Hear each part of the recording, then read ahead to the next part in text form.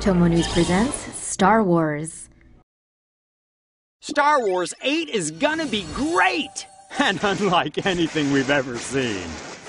In a galaxy far, far away, writers ran out of ideas for Star Wars VIII, so they had to use the Force to think way, way outside the box.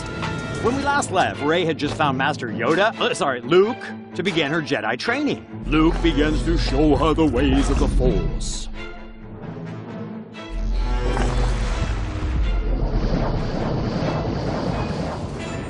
Chewie bounces in the Falcon to go pick up Finn, who has just woken up.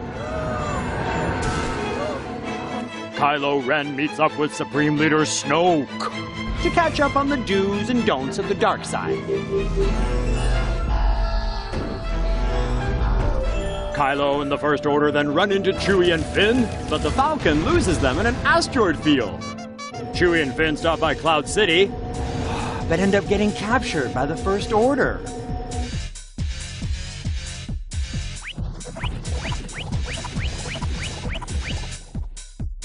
Kylo Ren decides to throw Finn in some carbonite, which then causes Rey to leave Luke before she can finish her training to go save her friends. Rey shows up to the rescue and battles it out with Kylo.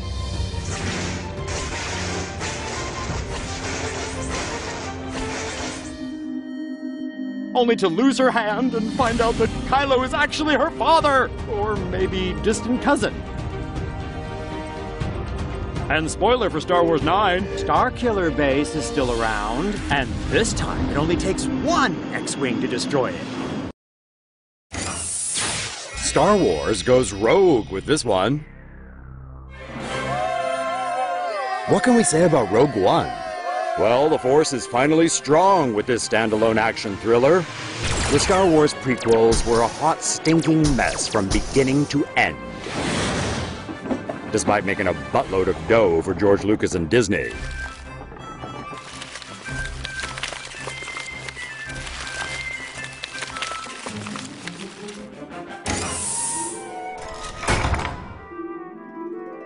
Rogue One follows heroine Jyn Erso and her ragtag band of rebel spies as they attempt to steal the secret plans to the Death Star.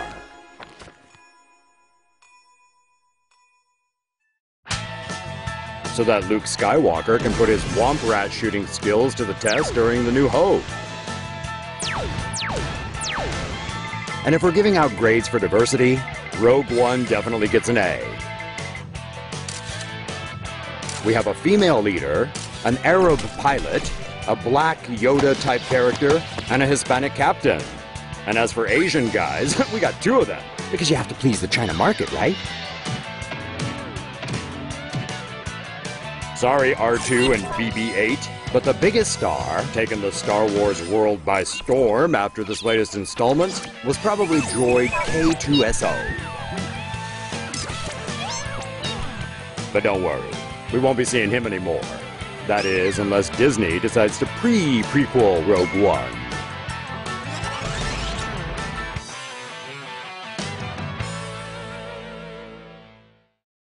Thank God! The Force is strong as hell in The Force Awakens. A long time ago, in a galaxy far, far away.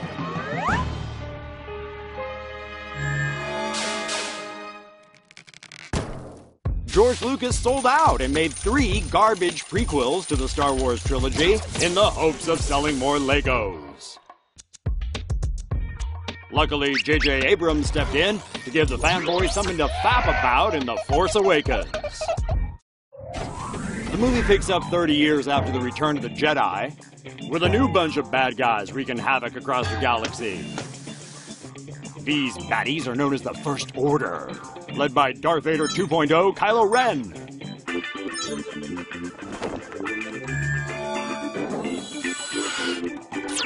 All that stands in their way is the Resistance, led by Princess Leia.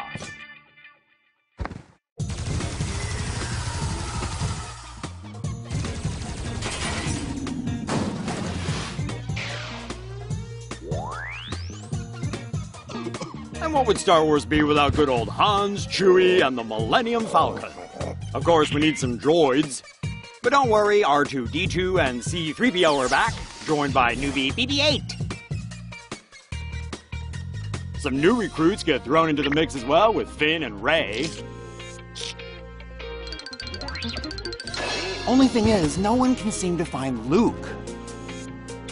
Anyways, the Force is definitely strong in this one. One question that needs some serious answering, though. Where in the hell are all the Asians in this far, far away galaxy? Projector gets stuck. Star Wars fans go crazy. Oh my God! Wow. I can't believe it. The whole crowd's angry. Star Wars ruined twice.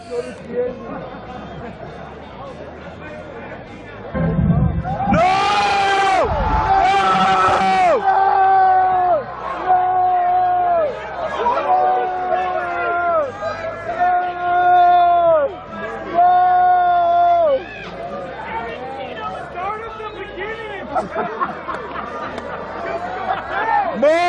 More!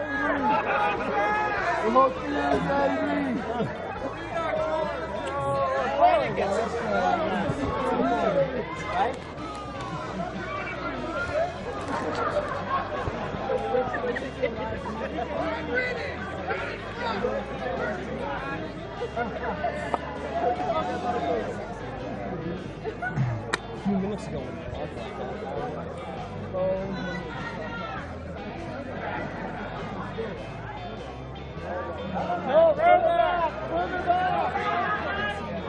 No, keep going.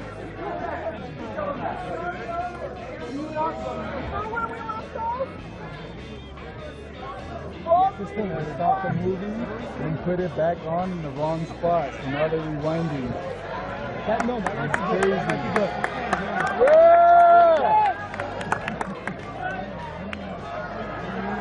The 3D stopped working, so they turned it off. 5 minutes later, they put it towards the end. Spoiled the movie for us. Put it back on again. Put it in the wrong spot again.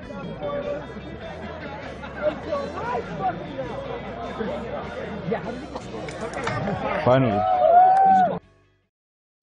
Chewie and Han Solo pulled over by cop.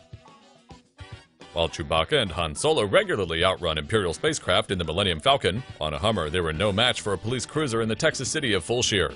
Dashcam footage shows an officer questioning Chewie, possibly for drunk driving, before Han Solo jumps out and offers his Wookiee translating services.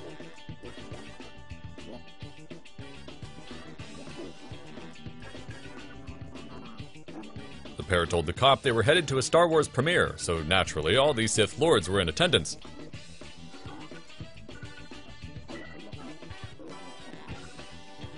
A quip from Vader had the cop quickly assuring the motley crew that he was also part of the Force, and join them he did. Never mind that the only space left for him was the trunk. After the party of 6 piled into the SUV and went off to see The Force Awakens, a Jawa shows up to hijack the abandoned police car. No doubt wanting a bit of fun himself, the tiny humanoid gets behind the wheel and drives off.